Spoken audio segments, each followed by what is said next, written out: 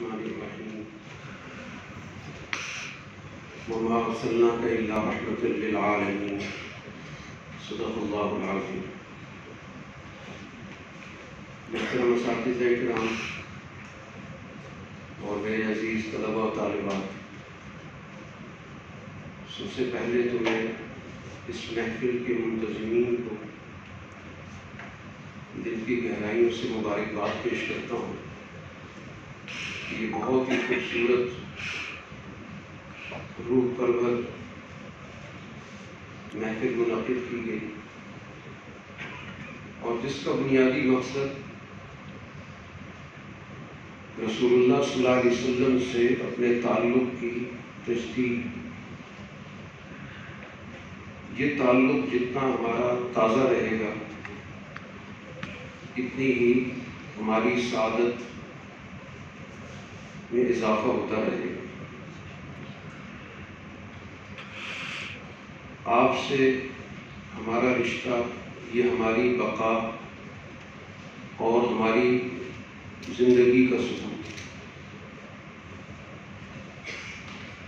ہماری حیات آپ کے وجود سے، آپ کے پیغام سے وابستہ ہے، اور اگر خدا نخواستہ یہ تعلق کمزور ہو گیا تو پھر ہماری زندگی بھی مشکوک ہے۔ رسول اللہ صلی اللہ علیہ وسلم کو اللہ تعالیٰ نے اس عالم انسانیت کے ایک طویل سفر کے اختتام پر دنیا میں بھیجا۔ اس سے پہلے آپ سب جانتے ہیں کہ ہدایت کا ایک بڑا طویل سلسلہ دنیا میں رہا۔ ایک بڑی معروف روایت اس کو کوٹ کیا جاتا ہے کہ دنیا میں 1,24,000 انبیاء آئے، اور جن میں 313 رسول تھے۔ اب یہ سوچنے کی چیز ہے کہ اتنی بڑی تعداد اس دنیا میں انبیاء کی آئی ہے، تو اس کا بنیادی مقصد کیا ہے؟ دنیا میں وہ اس انسان کو وہ راستہ دکھانے آئے کہ جس کے ذریعے ان کو ترقی کا سفر، ترقی کی منزل، ترقی کی طرف بڑھنا ان کے لیے آسان ہو۔ کیونکہ بنیادی طور پر جو ہدایت ہے اللہ تعالیٰ نے ہر انسان کی فطرت میں رکھی ہے۔ یہ ہدایت کوئی باہر سے نہیں آتی، باہر سے یاد دہانی آتی ہے، باہر سے ہمیں بھولا ہوا سبق یاد دلایا جاتا ہے۔ قرآن حکیم ذکر کرتا ہے فذکر انما انت مذکر۔ اے رسول خدا صلی اللہ علیہ وسلم، آپ ان کو بھولا ہوا سبق یاد دیں۔ آپ اس دنیا میں اس لیے آئے کہ ان کو حقائق، ان کو مستقبل کے حوالے سے ترقی، ان کی جو گم گشتہ متاع ہے اس کی ان کو یاد دہانی کرو،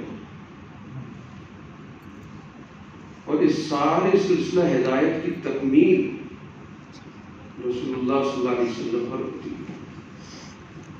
آپ جو ہے دنیا کی تمام ہدایتوں کا مجموعہ ہے۔ اسی وجہ سے جب ہم آپ پر ایمان لاتے ہیں تو تمام انبیاء پہ ہمارا ایمان آتا ہے، اور ہم کسی بھی طور پر متحمل نہیں ہو سکتے کہ ہم کسی ایک پیغمبر کے بارے میں بھی اپنے ذہن کے اندر کوئی بھی منفی تاثر، کوئی منفی سوچ نہ۔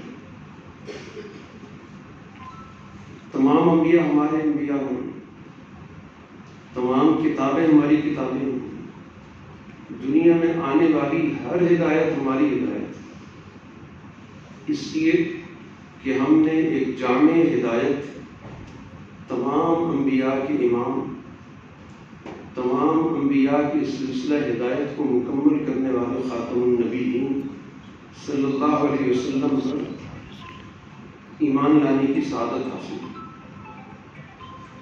رسول اللہ صلی اللہ علیہ وسلم کی بعثت تو کل انسانیت کے لیے ہے۔ آپ نے خود فرمایا کہ پہلے جو انبیاء تھے ایک خاص علاقے میں، ایک خاص قوم میں، ایک خاص خطے میں، ایک خاص دور کے لیے آتے تھے، اور میری بعثت تمام انسانیت کے لیے ہے، قیامت تک کے لیے ہے، تمام گروہوں کے لیے ہے، تمام اقوام کے لیے۔ اس لیے قرآن نے کہا وما ارسلناک الا رحمۃ للعالمین، کہ تمام اقوام، تمام جہان کی رحمت آپ کی ذات سے وابستہ ہے۔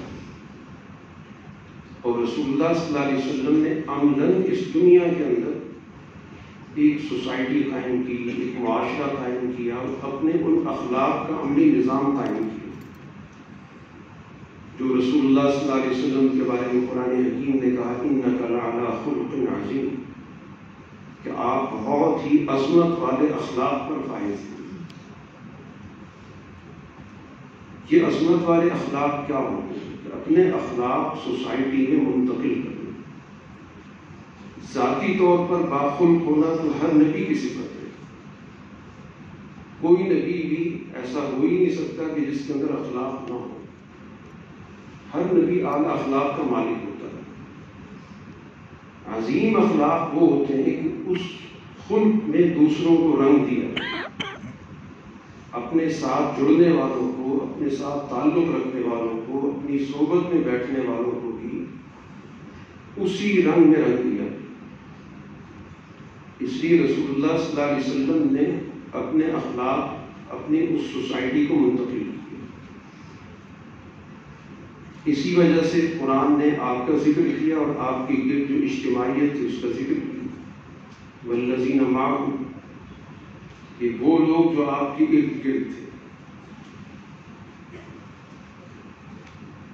رسول اللہ صلی اللہ علیہ وسلم نے اس دنیا کے اندر عدل کا نمونہ پیش کیا، امن کا نمونہ پیش کیا، اور خاص طور پر مذہب کے حوالے سے جو سوسائٹی کے اندر جبر تھا اس کو ختم کیا۔ عام طور پر مذہب سے تعلق کے نتیجے میں رویوں میں سختی پیدا ہوتی ہے، لیکن رسول اللہ صلی اللہ علیہ وسلم نے تعلیم یہ دی کہ جتنا آپ کا دین سے تعلق بڑھے گا، جتنا اللہ سے آپ کا تعلق بڑھے گا، آپ کے دل کے اندر انسانیت کے لیے اتنی وسعت پیدا ہوتی چلی جائے گی۔ بڑا معروف واقعہ ہے، رسول اللہ صلی اللہ علیہ وسلم مسجد نبوی میں تشریف فرما ہے، اور اس دوران ایک دیہات کا شخص آتا ہے جس کو مسجد کے آداب کا پتہ نہیں ہے،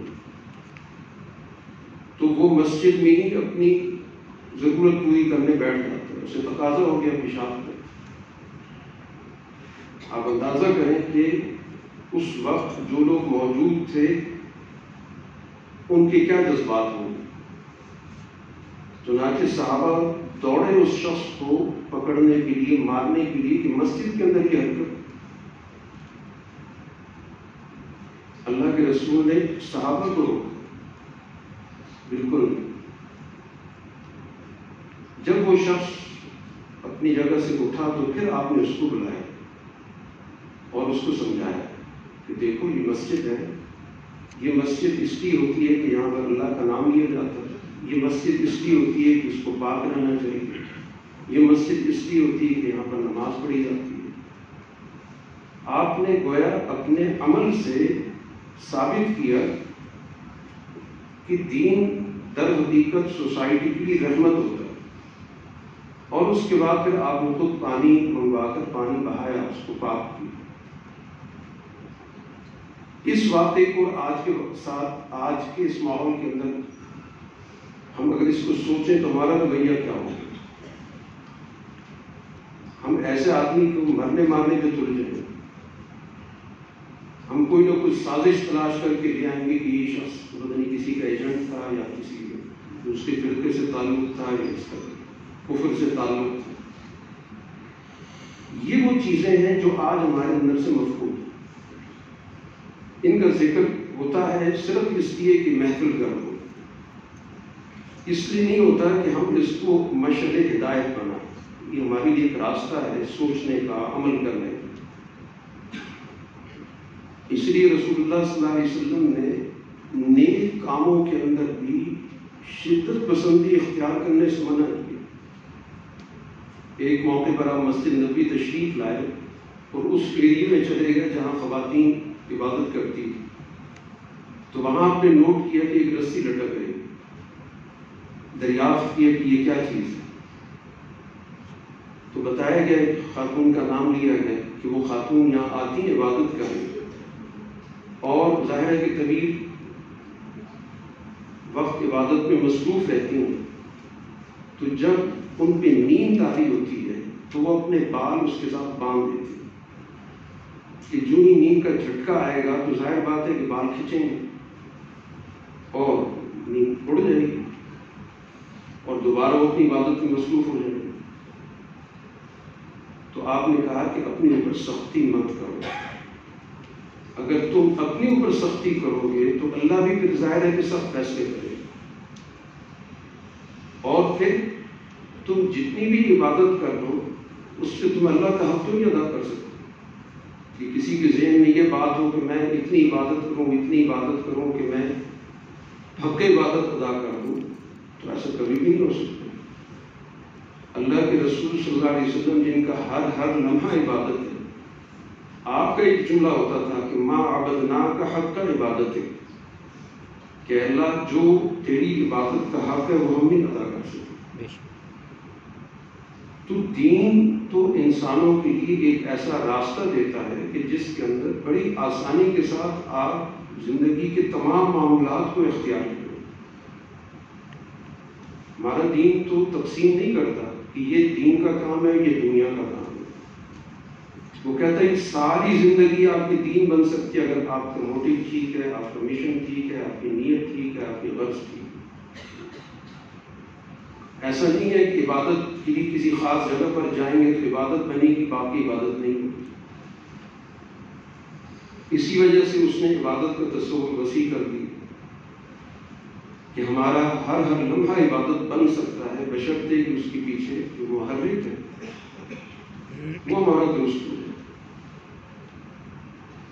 ہم تعلیم حاصل کر رہے ہیں، ایک مقصد یقیناً ہمیں ڈگری حاصل کرنی ہے، لیکن اگر اس کے ساتھ ہم اس چیز کو بھی شامل کر لیں کہ اس کے ذریعے ہم نے سوسائٹی کی خدمت کرنی ہے، سوسائٹی کے اندر ہم نے تعلیم کو فروغ دینا ہے، سوسائٹی کے اندر ہم نے اچھے رویے پیدا کرنے ہیں، سوسائٹی کے اندر ہم نے شدت پسندی کو ختم کرنا ہے، سوسائٹی کے اندر اعتدال پیدا کرنا ہے، سوسائٹی کے اندر حقوق کا شعور پیدا کرنا ہے، سوسائٹی کے اندر افراد کے باہمی تعلقات کے بگاڑ کو ختم کرنا ہے۔ آج سوسائٹی ہماری کٹی ہوئی ہے، پھٹی ہوئی ہے، ہم فرقوں میں بٹے ہیں، نسلوں میں بٹے ہیں، زبانوں میں بٹے ہیں، معلوم نہیں کتنے کتنے ٹائٹل۔ تو دین تو ان تمام چیزوں کو جوڑنے آیا ہے۔ دین کا بنیادی مشن ہی یہی ہے، جو اللہ کی وحدت کی بات کی جاتی ہے وہ اس لیے کی جاتی ہے کہ ایک اللہ ہے تو مخلوق کے اندر بھی وحدت ہونی چاہیے، کیونکہ سب اسی کی مخلوق ہے۔ رسول اللہ صلی اللہ علیہ وسلم نے خطبہ حجۃ الوداع میں ارشاد فرمایا، یا ایھا الناس ان ربکم واحد و ان اباکم واحد، اے لوگو تمہارا خدا بھی ایک ہے، رب بھی ایک ہے، تمہارا باپ بھی ایک ہے۔ تو وحدت کی تمہاری بڑی بنیادیں مضبوط ہیں، لیکن آج ہمارے اندر تفریق کی بنیادیں بہت زیادہ گہری ہو گئی، ہم تقسیم ہو گئے، اور اتنی بری طرح تقسیم ہوئی ہے کہ ہماری عبادت گاہیں بھی تقسیم ہو گئی۔ آج اللہ کی مسجد ہمیں کم نظر آتی ہے، کسی نہ کسی مسلک کی، کسی نہ کسی فرقے کی مسجد نظر آتی ہے، بلکہ کئی ایسی مسجدیں بھی شاید آپ نے دیکھی ہوگی جن پہ باقاعدہ لکھا ہوتا ہے کہ اس مسلک کے علاوہ باقی لوگوں کا داخلہ یہاں نہ، حالانکہ مسجد ہے، ان المساجد للہ، مسجد تو اللہ کی ہے، جب اللہ کی ہے تو مخلوق خدا کو وہاں جانے کا پورا حق ہے، چاہے وہ مخلوق اللہ پر اس طرح ایمان نہیں رکھتی جس طرح رکھنا چاہیے، اس کے لیے بھی راستہ بند نہیں ہے۔ رسول اللہ صلی اللہ علیہ وسلم کے پاس نجران سے کرسچن آتے ہیں، وہ آپ کے مہمان بنتے ہیں، اس وقت مہمان خانوں کا اس طرح کا کوئی کانسیپٹ نہیں، آپ نے ان کو مسجد نبوی میں ٹھہرایا، 3 دن انہوں نے قیام کیا، اور اسی مسجد نبوی میں انہوں نے اپنے مذہب کے مطابق عبادت بھی کی۔ آج کوئی اس کو سوچ سکتا ہے؟ اس کی کوئی اجازت دے سکتا ہے؟ دوسرے مذہب کو تو آپ چھوڑیں، ہم اپنے کسی فرقے کو اجازت دے سکتے ہیں؟ کبھی ایسا نہیں ہوتا، الا ماشاء اللہ۔ تو یہ سوچنے کی چیز ہے کہ آج ہماری مسجدیں کیوں تقسیم ہو گئی، جبکہ سب اللہ کی بات کرتے ہیں، اللہ کے رسول کی بات کرتے ہیں۔ اور جو مسجد تفریح کے لیے بنتی ہے، تقسیم کے لیے بنتی ہے، قرآن کہتا ہے وہ مسجد اللہ کی نہیں ہوتی، وہ مسجد ضرار ہوتی ہے۔ قرآن نے واضح طور پر کہا تفریقاً بین المؤمنین، کہ جو مسجد مسلمانوں میں فرقہ بندی کو فروغ دینے کے لیے ہوتی ہے وہ مسجد نہیں ہوتی۔ وہ تو اس قابل ہوتی جیسے اس مسجد ضرار کو ڈھا دیا گیا، گرا دیا گیا، ایسی مسجد جو مسجدیں نہیں ہوتی، جن کی بنیاد ہم اس اصول پر رکھیں کہ ہم نے مسلمانوں کو بانٹنا ہے، تقسیم کرنا ہے۔ تو آج یہ لمحہ فکریہ ہے کہ ہم رسول اللہ صلی اللہ علیہ وسلم کے ساتھ اپنے تعلق کا بھی اظہار کرتے ہیں، ہم ان کے لیے ایام بھی مناتے ہیں، اس کے لیے محافل بھی منعقد ہوتی ہیں، ہم اپنے ایمان کی تجدید کرتے ہیں، اپنی محبت کی تجدید کرتے ہیں۔ تو اس کا امپیکٹ ہم بھی کیوں نہیں آتا؟ ہمارے اخلاق کیوں نہیں بنتے؟ ہم سوسائٹی کے اندر ایک دوسرے کے لیے باعث آزار کیوں ہیں؟ حدیث تو پڑھتے سنتے ہیں کہ مسلمان وہ ہوتا ہے کہ جس کے ہاتھ سے اور جس کی زبان سے دوسرے مسلمانوں کو اذیت نہ پہنچے، اور یہ منیمم کوالیفیکیشن ہے مسلم کی۔ اس سے کم کوئی کوالیفیکیشن نہیں، اس سے نیچے تو ڈسکوالیفائی ہے۔ یہ منیمم ہے کہ اس کی زبان سے اور اس کے ہاتھ سے کسی کو تکلیف نہ پہنچے۔ باقی باتیں تو بات کی ہیں، فائدہ پہنچانے والی باتیں بات کی ہیں، یہاں تو فائدے کی بات نہیں، یہ کہا کہ اپنی اذیت سے دوسرے کو بچاؤ۔ تو اگر ہم اس منیمم سے ہی اپنے مشن کا آغاز کرتے ہیں، ہم یہ آج عہد کر رہے ہیں کہ ہم اپنی اس زبان سے کسی کو تکلیف نہیں پہنچائیں، اور ہمارا یہ ہاتھ کسی کے خلاف استعمال نہیں ہوگا۔ ہمارے پاس اختیار ہے تو میرا یہ قلم کسی کے خلاف استعمال نہیں ہوگا، میں کسی کے خلاف درخواست بازی نہیں کرتا، کسی کے خلاف اتہام بازی نہیں کرتا۔ تو آپ یقین جانیں کہ ہمارے 70-80% مسئلے حل ہو سکتے، جو سارے کے سارے اسی چیز کی پیداوار ہے۔ یہ ہمارا کلچر بن چکا ہے، ہم دو آدمی بیٹھتے ہیں تو آپس میں ایک دوسرے کو ڈسکس نہیں کرتے، اپنے مسائل ڈسکس نہیں کرتے، ایک تیسرا آدمی ڈسکس ہوتا ہے۔ یہ آج کل دنیا ہے، تو اس کلچر کو ہمیں بدلنا ہوگا۔ تو پھر تو واقعتاً اس محفل کا ہم نے نتیجہ قبول کیا، اس کا ہم نے اثر لیا، ورنہ پھر وہی نشستن گفتن برخاستن بیٹھے، بات چیت ہوئی اور محفل سے اٹھ کے چل پڑے۔ تو اس لیے ہم سب کو اس بات کا عہد کرنا ہے کہ ہم سے کسی کو تکلیف نہیں پہنچے گی۔ ہم اپنی زندگی کو اس اصول پر گزاریں گے، چاہے ہم گھر کے اندر ہوں، سڑک پر ہوں، آفس میں ہو، تعلیم گاہ میں ہو، کہیں بھی میدان عمل میں ہو، ہم نے کوشش کرنی کہ ہم سے کسی کو تکلیف نہ پہنچے۔ اور پھر ایک وقت وہ کیا ہے کہ دوسروں کو ہم سے فائدہ پہنچے، وہ اگلا مرحلہ ہے۔ پہلے یہاں سے تو اسٹارٹ کرتے ہیں، جو ہر ایک کر سکتا ہے۔ فائدہ پہنچانے میں تو ایک آدمی کہہ سکتا ہے کہ میرے پاس اتنے وسائل نہیں ہیں، اتنے اختیارات نہیں ہیں، اتنے میرے پاس کوئی طور طریقے نہیں ہیں، لیکن اذیت سے بچانے کے لیے تو کوئی شرط، کوئی وسائل، اس کے لیے صرف ایک ارادہ چاہیے۔ اللہ تعالیٰ ہمیں رسول اللہ صلی اللہ علیہ وسلم کی سچی محبت عطا کرے، سچا عشق عطا کرے، اور ہمیں آپ کی تعلیمات کو اپنی زندگیوں کا دستور عمل بنانے کی توفیق عطا فرمائے۔ آمین۔ وآخر دعوانا ان الحمد للہ رب العالمین۔ آمین۔